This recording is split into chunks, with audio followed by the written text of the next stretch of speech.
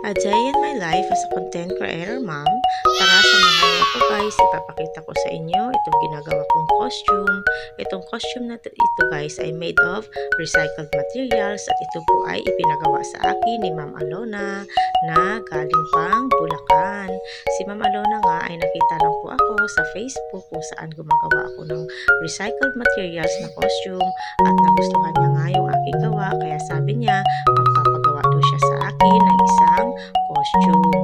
At napag-usapan nga namin guys, nasabi ko kay Ma'am Alona, since malayo siya, mahihirapan po kami ipaship yung costume na ito kasi nga malaki itong costume na ito kapag nabuo na, baka mahirapan kami ipaship, masira pa sa biyahe. Kaya sabi ko sa kanya, ako na lang po yung gagawa ng inner niya, itong palda at saka yung damit, tapos siya na lang po yung tutuloy ng mga plastic na ididikit dito.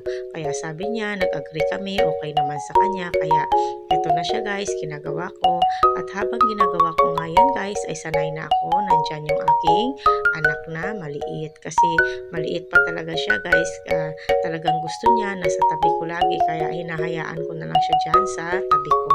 Itinatabi ko naman yan guys, yung mga gamit ko na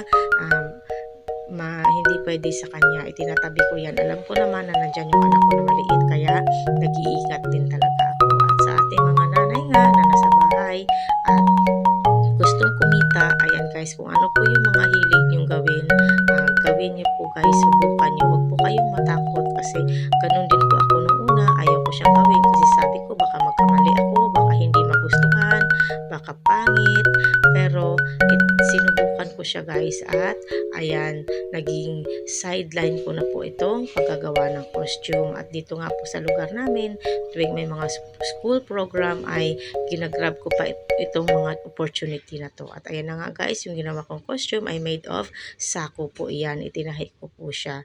At ayan lamang po. Maraming salamat sa panonood. Bye!